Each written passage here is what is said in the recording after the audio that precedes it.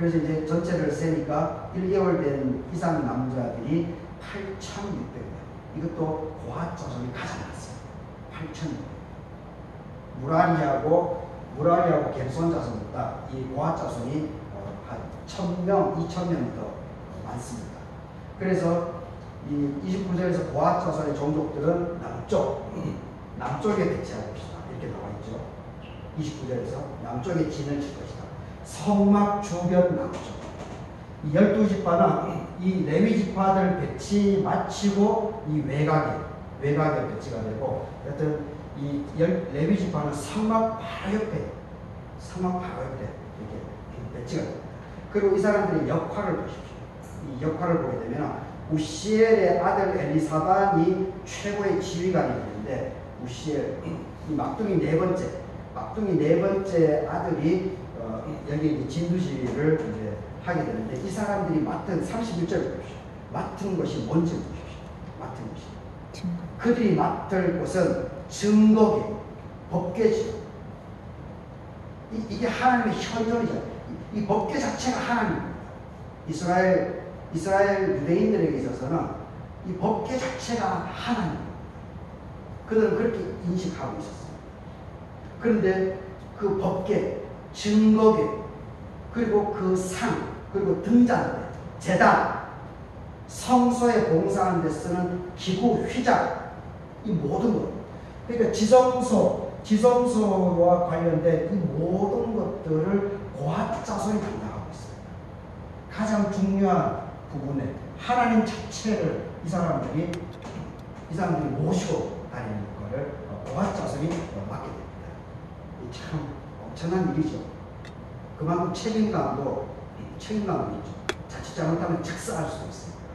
책임감도 주어지게 되고, 또 상대적으로 그만큼 이 자손들이 이렇게 엄청나게 쓰임을 받습니다. 귀하게 이렇게 쓰임을 받았다고 볼 수가 있습니다. 근데 여기서도 이제 서열이 파괴됩니다. 게르손이 첫 번째고, 이게 두 번째고, 여기 세 번째 아들인데, 이것도 이 첫 번째보다 두 번째 차난이 레위지파에 쓰임을 받습니다. 이렇게 이 성경에 장자우선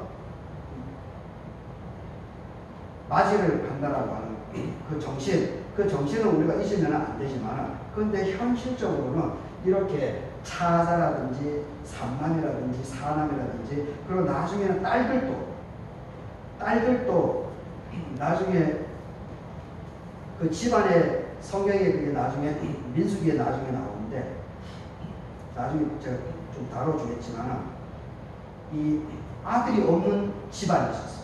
딸만 4명인 집안이 있었습니다. 딸만 4명이 있는 집안이 있었는데, 근데 이 사람들이 남자 중심으로 이제 토지 분배하고 재산 분배하고 이렇게 하다 보니까 자기들에게 아버지 부모가 일구어 놓은 재산이 자기에게 오지 못하는 거예요. 그럼 가만히 있으면 안 되죠. 그러지 않아요? 내 집안에 아들이 없다라고 우리 부모가 일구어 놓은 것을 어떻게 남의 이웃에, 물론 같은 친척이지만 그거는 말이 안 된다. 그래서 이 4명의 딸이 참 대단한 여자입니다. 성경에 이 4명의 딸이 모세를 직접 찾아가서 문제제기해요. 그래서 모세가 그걸 듣고, 맞아, 너희들 얘기가 맞네. 그러면 우리가 좀 서열을 다시 매겨야지. 그렇지, 너희 부모님이 수고하고 애써서 일궈 놓은 건데, 너희 딸들이 있는데, 그렇지, 너희 딸에게 우선순위를 줘야지. 이렇게 그래서 법을 새롭게 개정하는 내용이 민수기서 마지막에 나옵니다. 참 대단하지 않나요? 정말 대단하죠. 그러니까 우리가 성경을 잘 알아야 돼요. 무조건 아들. 그 웃기는 얘기입니다. 웃기는 얘기입니다. 아들이 바보 멍청이고 집안 재산 다 털쳐 나가는데 그거 아들. 그 탁 선을 꺼버려야지. 그리고 일정도 목만 주고 안 돼. 이렇게 선을 탁 꺼버려야지. 하여튼 이게 우리가 이 성경을 잘 알아야 여튼 이런 고리타분한 생각들이 없어집니다. 그리고 합리적인 생각, 그리고 현실을 다시 직시하게 되는 그런 합리적인 생각을 우리가 제대로 할 수가 있습니다. 하여튼 이 레위 지파의 배치만 하더라도 이거 참 보통이 아닙니다. 이 12지파의 배치도 그렇고, 그리고 우선순위 부분도 그렇고, 그리고 이 숫자 이것도 참 이게 보통이 아닙니다. 이것도 하여튼 성서학자들이 전문적으로 연구하는 사람들이 있을 터인데, 이런 것도 깊이 알아보는 것도 보통이 아닙니다. 그래서 다음 주 4장에서는 또 이 고핫, 무라리, 게르손 또 구체적으로 들어가요. 구체적으로 그 자손들의 임무, 역할 이것이 어떠했는지 또 이렇게 이 4장에서 꼭 기록해 놓고 있습니다. 참 이런 거 보면 재미있지 않아요? 신기하죠? 재밌습니다.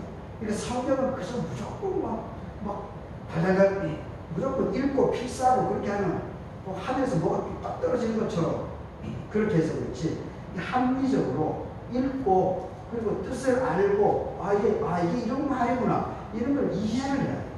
이해도 하지 않고 무조건 막 쓰고, 물론 그것도 나름대로 의미는 있지만 뭘 내용을 알고 해야지. 하늘천 따지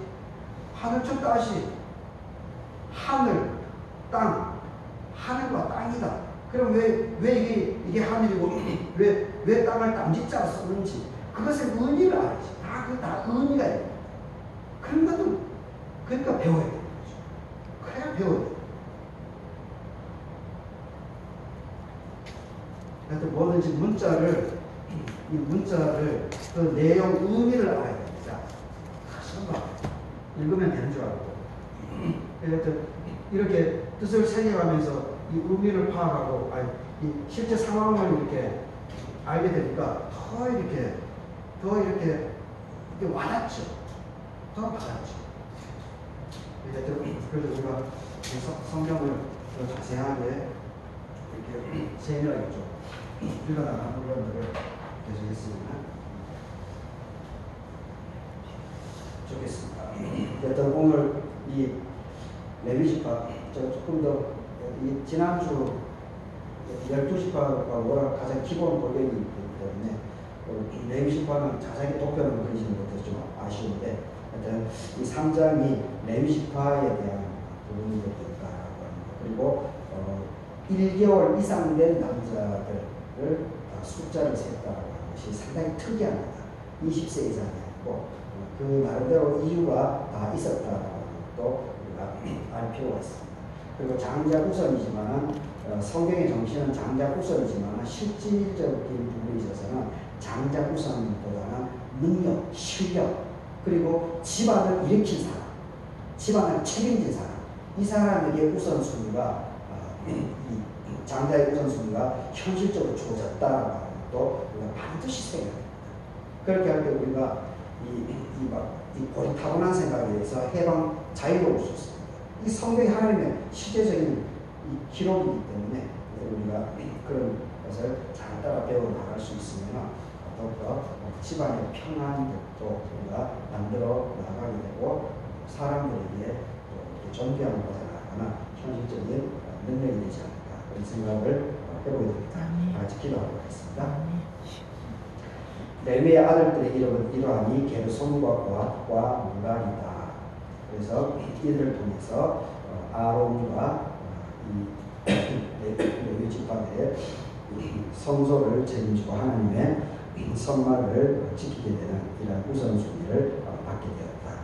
나오자님 민수기 3장을 레위 지파에 대해서 이렇게 아주 구체적으로는 잘 들어가지 못했지만 큰 윤곽을 살펴보게 됩니다. 우리들 하나님의 말씀을 잘 새길 수 있도록 도와주시고 하나님의 말씀에 따라서 우리가 삶의 지혜를 넉넉하게 배워 나갈 수 있고 현실적으로 우리 집안들을 잘 이끌어 나갈 수 있도록 도와주시옵소서. 주의 재단 위에도 하나님께서 함께해 주시옵기를 바라며 예수님의 이름으로 기도드립니다. 아멘. 하늘에 계신 우리 아버지여, 이름이 거룩히 여김을 받으시오며 나라의 임하옵시며 뜻이 하늘에서 이루어진 것 같이 땅에서도 이루어지이다. 오늘날 우리에게 일용할 양식을 주옵시고 우리가 우리에게 죄 지은 자를 사하여 준 것 같이 우리 죄를 사하여 주옵시고 우리를 시험에 들게 하지 마옵시며 다만 악에서 구하옵소서. 대개의 나라와 권세와 영광이 아버지께 영원히 싸움나이다. 아멘.